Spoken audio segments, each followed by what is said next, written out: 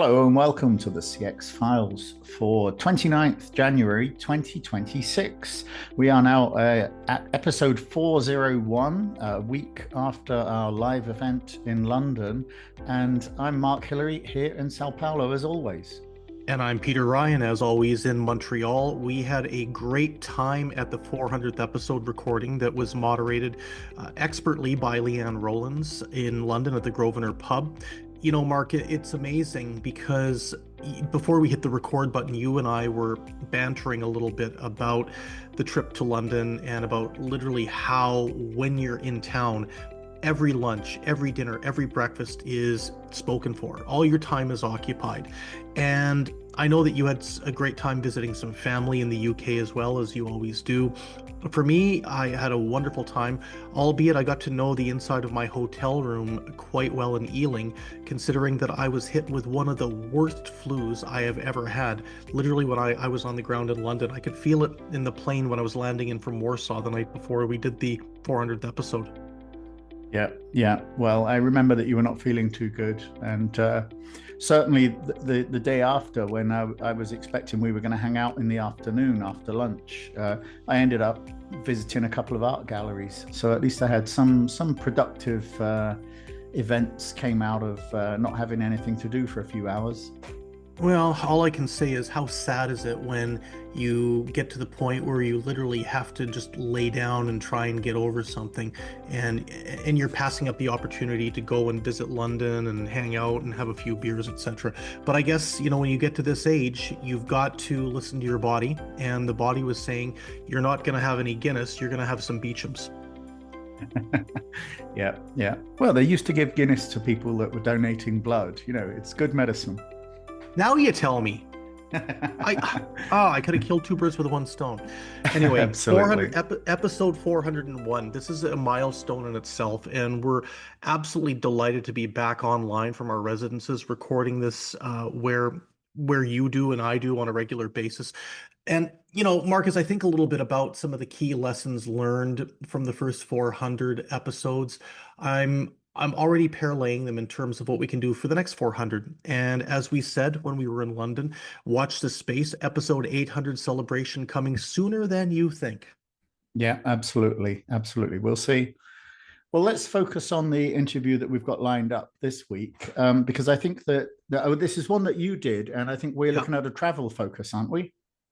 Yes. Well, it's a CX and a travel focus. So as you know, Mark, on one of my various trips to London, I mean, how jet-setting pretentious does that sound? But on one of my previous trips at the end of 2025, one of the reasons I was in town was to attend the European Contact Center and Customer Service Awards, the ECCCSAs as they're known, that's put on by Leigh Hopwood and her amazing team. Just a shout out to Leigh. She was at our 400th episode recording in London last week. But one of the things that I was really excited about was the fact that TUI, the travel company, was was the recipient of the award for best customer service into Europe. And I think that this was a really interesting one because I know that the team at TUI and their partner Transcom, working out of Egypt, have been diligent in terms of their efforts in regards to making sure that not only is this campaign mentioned or nominated each time that the X's happen, at least for the past few years. But I know that the time and the effort and the painstaking work they put into the entry process. So I couldn't have been more delighted for them to get this award, very well deserved. But I was also excited when I saw that this actually took place, that we'd be able to get a couple of people who were involved in the process, and that's Dario Bakovic from Transcom and Leo Ooms, who is the head of customer services and BPO for TUI. And I decided, let's get them on the line. Let's have a chat a little bit about the campaign, about the work they're doing, and about the award. So we had a very lively discussion, and I think that everyone's going to enjoy hearing a little bit about what went into the awards process. But really, what's the secret sauce in terms of why they've made this campaign, why they've made this program work so well, and why they won gold? That's fantastic. I'm going to have to look a bit more at what TUI is doing, because I've actually been studying quite a few travel companies recently and looking at like what Booking and Expedia, groups like this, because you and I have talked a lot about AI in CX and over the past couple of years, and how it's often been overpromised. But within the travel space, there really is a great argument for this, because it's such a great way to be able to search and filter and find insight from vast amounts of information. So I'm really noticing that customers are using tools to actually search and find what are the children's facilities at this hotel, or what are the best museums in this city. And this is a great use of AI. So it really shows that you can take some of these new technologies and really transform CX as well. I think that for me, the important thing here is the fact that they have focused, the team of Transcom and TUI have focused on outcomes and what the outcomes are going to be for the consumer, for the traveler, for the buyer of different travel services. And when you hear about what they've been able to accomplish over the past few years from Dario and from Leo, I think you're not just going to hear a lot of information. You're going to hear a lot of passion and a lot of pride in terms of what they've done. So, Mark, I'm going to suggest that before you and I wax lyrical any further, we should head straight over to the chat that I had late last year with Dario Bakovic and Leo Ooms to find out a little bit more about the amazing win at the EXA Awards and what's next.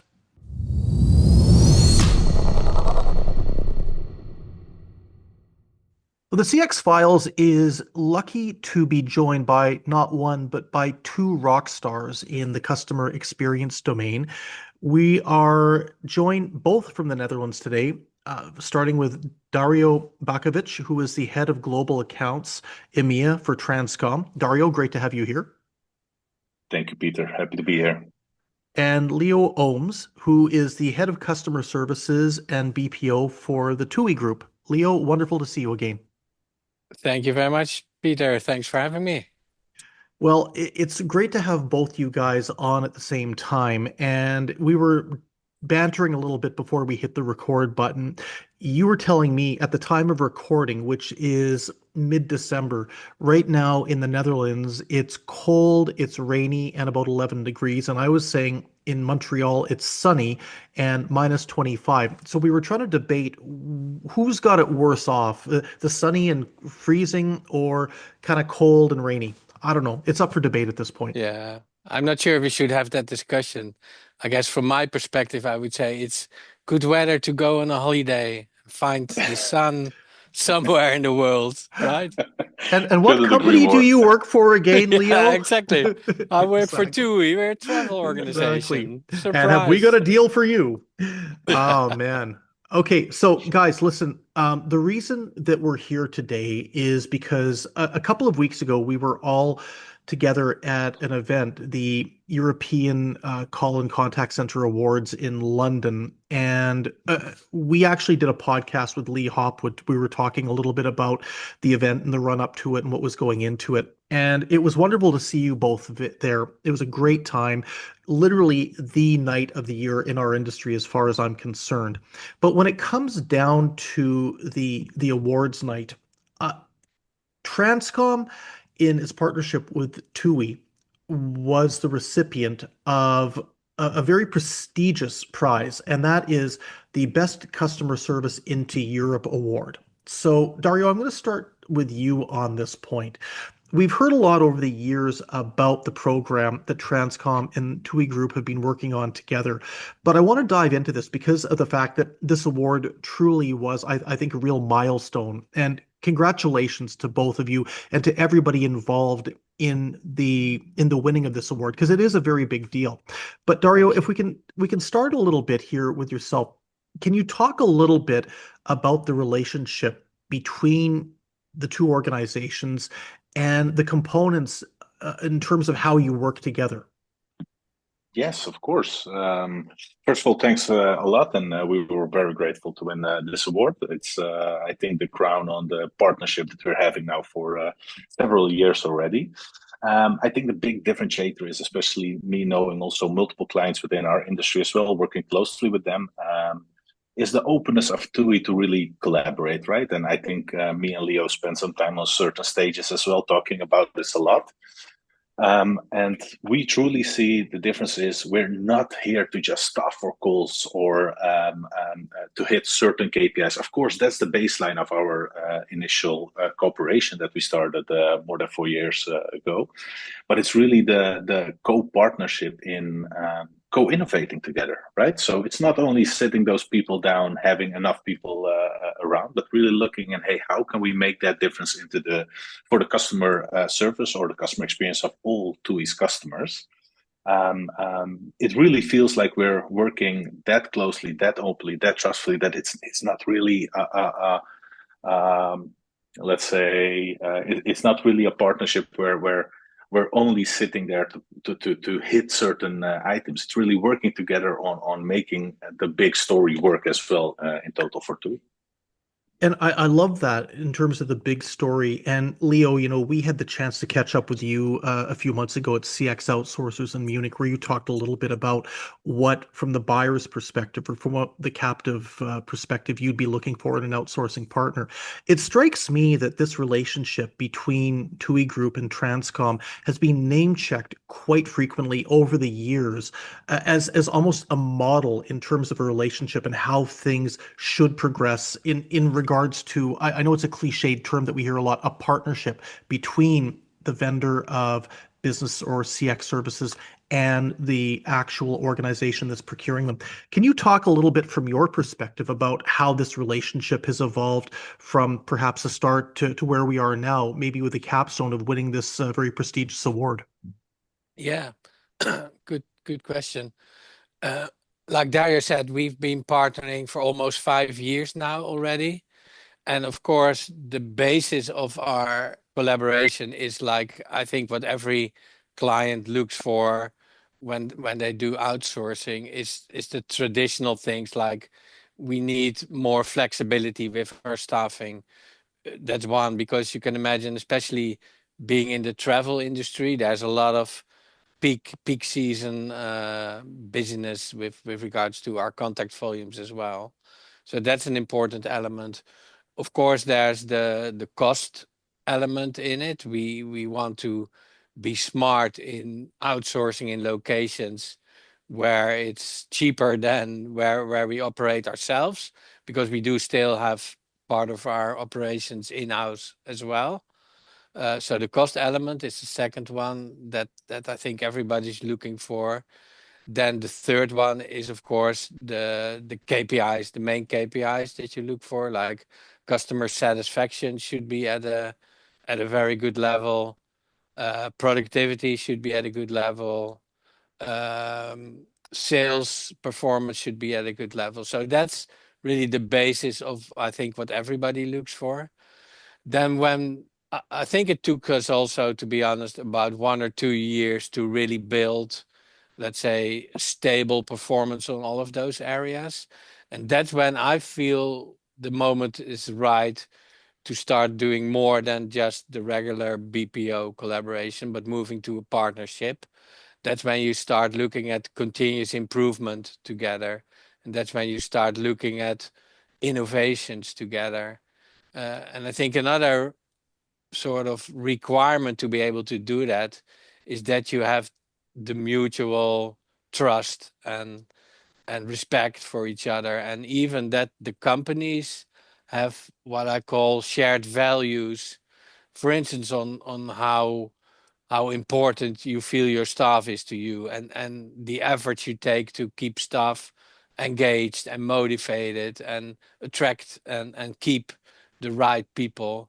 I think that should be sort of in your DNA as joint values to make the partnership really a success. And I think, yeah, we've reached that level now for a couple of years and plan to extend that for another 5 years. We actually just signed or are in the process of signing another 5-year contract with Transcom. And that's really, I think, what's the difference between a regular BPO relationships and really going into a partnership is those additional elements that I mentioned. Cool. Now, before we dive into the relationship and what Transcom is doing with TUI Group, Dario, very quickly, as I mentioned, I'd interviewed Leigh Hopwood about the awards night, but I also talked to her a little bit about the process of the awards themselves. I mean, this is not a light undertaking. This takes a lot of effort. So, from your perspective, from the perspective of Transcom, can you talk a little about how you prepared for the award? What went into the application? What went into shall we say, the secret sauce that helped you win here? Because as I say, this is very exhaustive and it's something that it takes a tremendous amount of effort on the part of the BPO to actually do. What were some of the broad learnings or undertakings when it came down to this?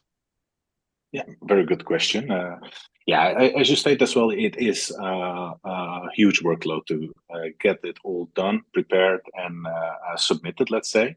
I think when we were scrolling through the XAS and all the different areas where we could be submitting something, we saw best partnership, best customer service into Europe. We saw a lot of them. And straight away, TUI popped up in our mind, right? So we have that close interaction together that it's also easy to really start working and preparing for these things. We submitted also best BPO partnership. We went for the best customer service into Europe, etc., etc. So how we started is we first outlined, hey, which ones do we really see as a good potential to approach and to apply for? And instead of only looking at it marketing wise, right, we really went to our teams on site and said, hey guys, listen, what is your thought? These are the awards we could go for. What are you thinking? And our team in Cairo was enthusiastic. They said, hey, we want to go for this. Here are our KPIs, amazing customer services being delivered.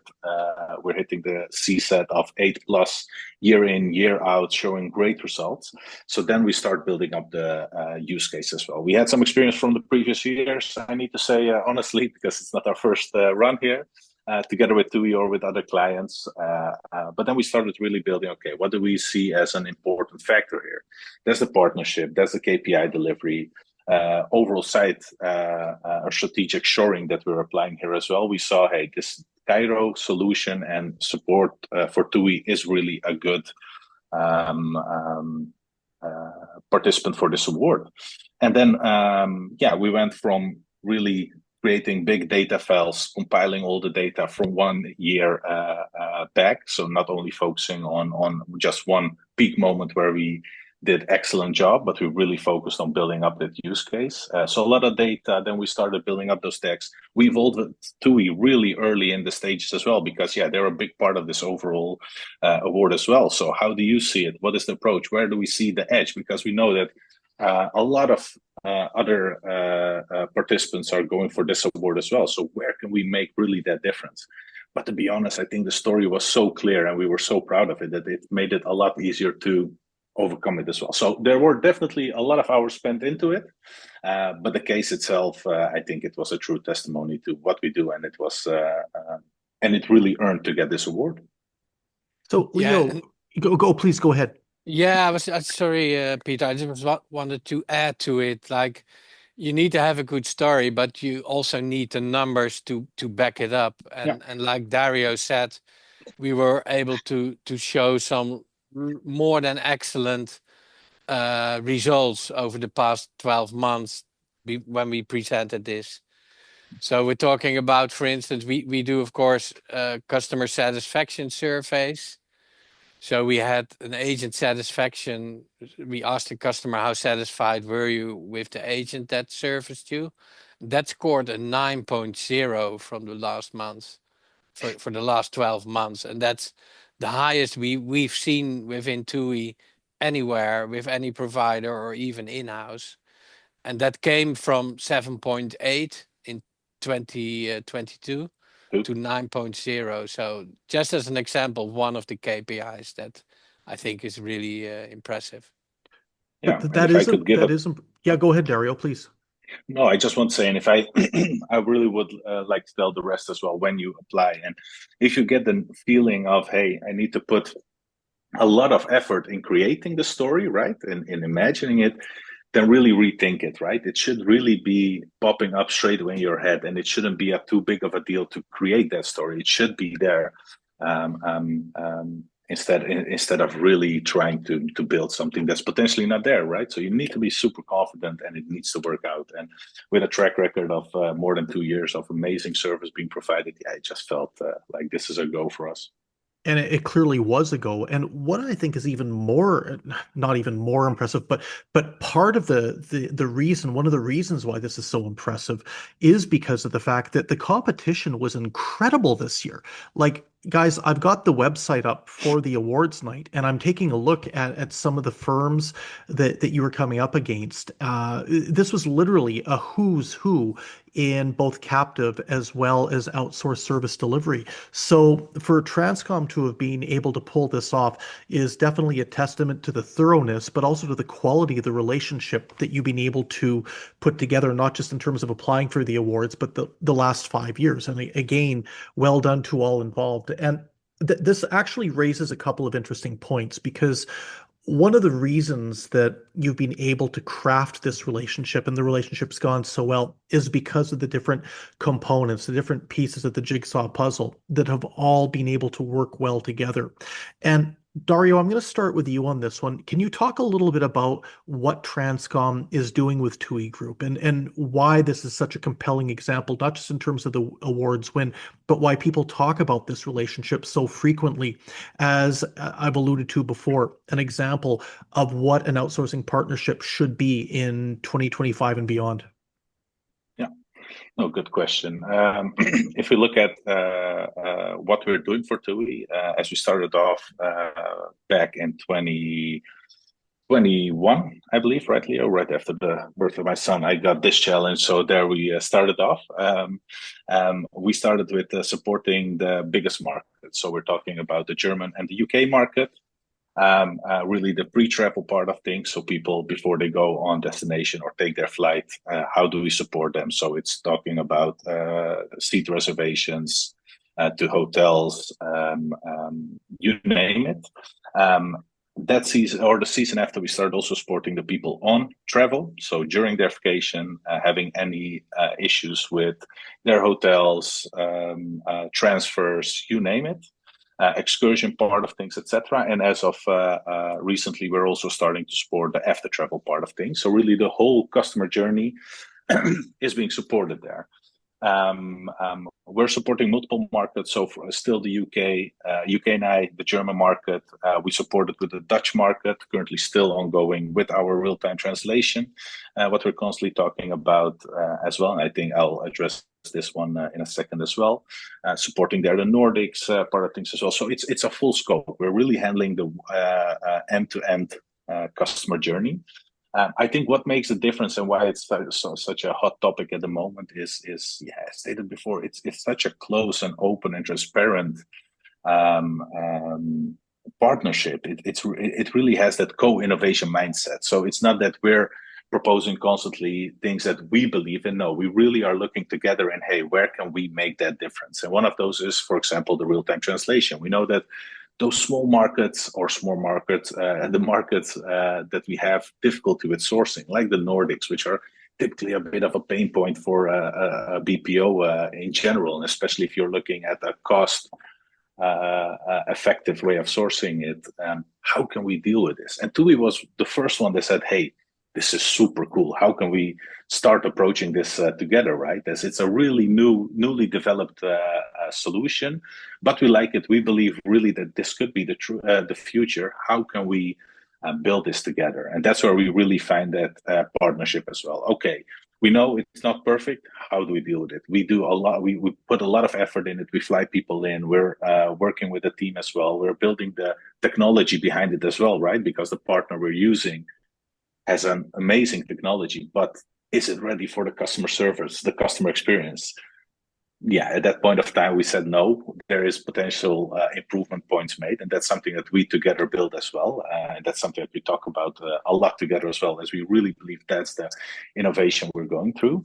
Another thing is really the constant touch points that we have throughout the company. So it's not only me and Leo talking, it's on a daily basis. We're talking with a certain markets as well on personal level. The teams are really closely involved. So we're not seen as just a supplier. We're seen as one of the team. So there's no difference between the communication that TUI is putting out to their own agents or staff or you name it, than they're doing towards us. And the feedback that they're expecting is the same from us as their own people as well. And I think that makes a difference. We're not just there to get an assignment and to perform straight away what they say. No, we are really critical as well. So we like to challenge them as well and to tell them, hey, we see certain areas are good. So the customers are getting the answer that they could get. But there are also improvement areas. And that's that continuous improvement that we're working on together. Where are the flaws? Maybe in technology, maybe in processes, maybe in general certain items. And how do we address those together? And TUI is really amazing in just embracing that and working together to increase that experience as well. I can tell just from how you guys interact with each other during this podcast, it's almost like one person saying something and the other person's anticipating what they're going to say next. It's great. I love it. Yeah. Leo, I wanted to ask you from the perspective of the relationship between the two organizations. I mean, look, what it comes right down to it is customer service, and the key word here is customer. So can you talk a little bit about who Transcom is supporting? What does the typical TUI Group customer look like? And how has Transcom been able to align their values, their technologies, their capabilities with the specific needs of the demographic that are purchasing travel products and services from your organization? Yeah. Yeah. So like Dario described, Transcom is supporting us in the whole customer journey.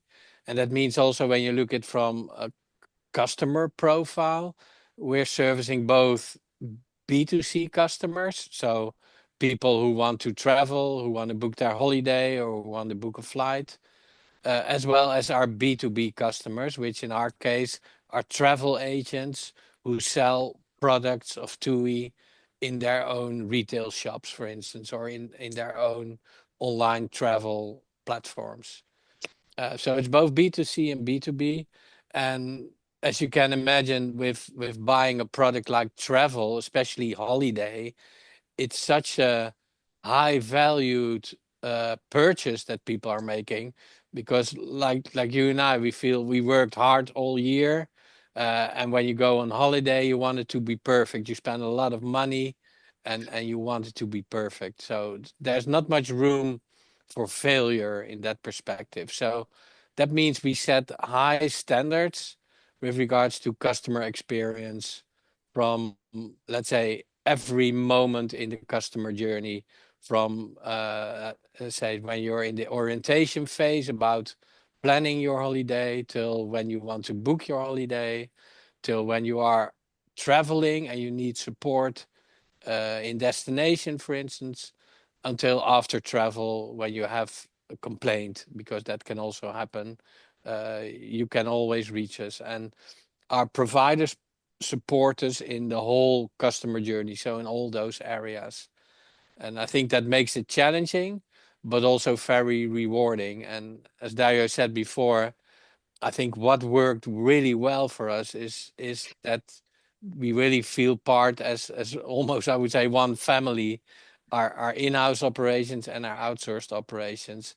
And that wasn't the case right from the start, to be very honest, because in the beginning, when we started with our global outsourcing contracts, there was even some sort of competition I could feel between our in-house contact centers, where they were afraid, like, okay, is outsourcing taking over our jobs?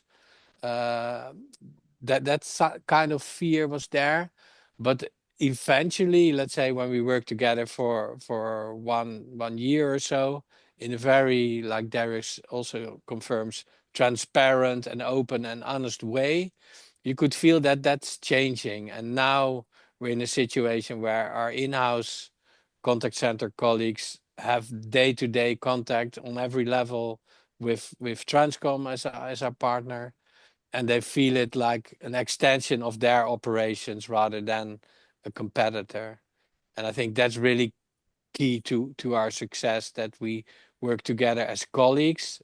I like to say that very often feels like working together as colleagues rather than as a partner that we contract. Super. Let's talk a little bit more of a 40,000-foot view here, gentlemen. I have a sense that from the perspective of both the companies procuring business services or CX services, as well as the outsourcers themselves, there's a lot of uncertainty about how to proceed, what a good relationship looks like in 2026 going into the new year. And let's be perfectly frank, we've got a lot of macro level issues that are impacting how work is being done. We've got a lot of technology related disruption going on. I'll start with you, Leo. From the perspective of any advice you would give a buyer right now in regards to how they would source an outsourcing provider that brings the same level of quality and depth and engagement that Transcom does, what would you recommend to them that they should be thinking about if they are starting to kick tires on the market right now? Yeah, I think it's coming back to our earlier point where I don't think you should be looking just for bumps on seats, because there are other developments in the market that can probably make your operations efficient and I say it less costly by looking at those things. But if you really need a partner to help you with expertise on all the changes in the market that will also impact your operations, like of course AI as an example, but there are other innovations as well. If you need to be able to do that all yourself, that's a challenge, I think. Looking at TUI, like TUI is a huge organization, more than 60,000 people, but even we have limited resources on the IT front. So we have a full roadmap already planned, because we're also still in the phase of standardization between all our different countries and operations, uh, embracing AI as part of our tech stack, etc. We have a very full roadmap, so there's limited possibilities to keep a very close eye on what's happening, and there's a chance that you will miss some critical developments. And that's where our partners, our BPO partners, come in, because they have an even bigger network than we. They have so many different clients they work for. They have so much more knowledge of certain developments, whether it's technology or whether it's just simple process improvements. And we look at them to recommend us, like looking at, so we're also very open in sharing our roadmap, tech roadmap and process improvements roadmap. We share that openly with them, and we ask them, tell us where you feel we can accelerate, tell us where you feel there are gaps in our roadmap. And with the knowledge they bring, they fill in those gaps and help us to move faster than we would be able to do so if we didn't have any partners like that. That's a good segue now to Dario. I'm going to ask you, if we take it from the opposite angle, there's a lot of outsourcers that are playing in the market right now that I would argue are really playing to the safe middle ground, that are not standing out. The industry has become excessively generic, and that's a problem. You're not going to, as a generic provider that's trotting out catchphrases and that's really not getting specific on any detail, you're not going to be in a position to really, I think, cultivate relationships the way that Transcom has been able to do with the TUI group. So, Dario, I know that this might be a bit of a conflict of interest. I'm going to ask you what advice you would give outsourcers in 2026, moving into the new year, that would enable them to be better, to be more responsive, and to be more proactive when it comes to not just finding new business, but being able to grow those relationships. Yeah, no, great question. And I'll keep the secret sauce in the pocket now, joking around. Now, I think what really is key is have a good look at your own current approach, right? I think I still see a lot of them really hunting and focusing on getting everything in that you can. I think you need to realize as well is where can you add that value, right? Are you as strong as what your always stating you are? Are you maybe potentially stronger in just finding good locations, cheap locations, and performing the standard tasks that we're already used to? Or are you really focused on the innovative end of things, right? Don't try to oversell everything. Really focus on what are you good at, where can you make that difference, and where can you add value on top of it as well. And I think that really makes the difference in general. Be open and transparent as well on how changes can take place, and be clear on as well that not everything will go as smooth as you initially expected, but be straight, be yourself. And I think that's really one of the key differences that we notice in the current markets as well. And Dario, if I can add to that, I think what I also like about Transcom is that you're also partnering with other companies if you feel their expertise or what they can deliver is even better. So using Parloa as an example, Transcom partnering with Parloa enabled us as TUI to very relatively easy do the pilot with real-time voice translation. Yeah, I think know your strength, right? We know that we're good in a certain area, and of course we're working on own self-built solution as well, like our AI agent trainer that we're using for TUI as well, right? Which is a great fit for TUI.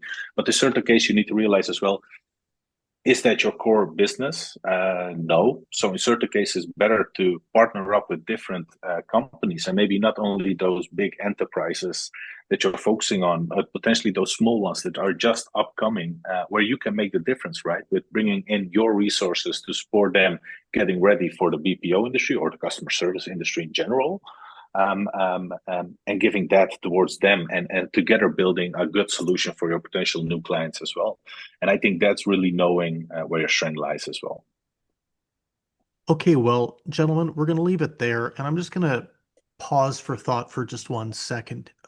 Going back a long time ago to when I was doing my MBA studies, one of the aspects of it I really loved was the case study component, where they would give you a business problem, a real life business problem that had gone on within an organization, and you would be asked to try and give your thoughts about how they might be able to ameliorate the situation.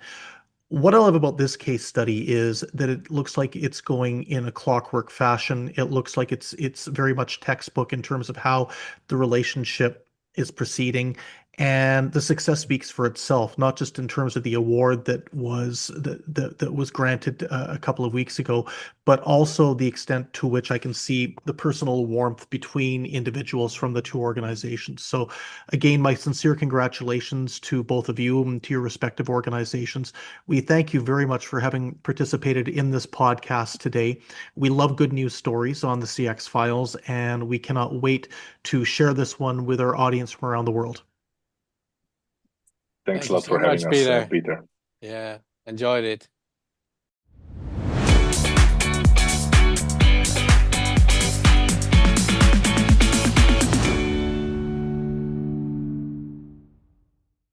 Thanks for listening to the CX Files podcast. We really appreciate your feedback and suggestions. You can reach myself, Mark Hillary, or Peter Ryan via LinkedIn. Please also leave a rating or review on your favourite podcast provider, as that helps more people to find us. As always, we'd like to thank Chris Haig at Traction Media for the CX Files graphics. See you next week.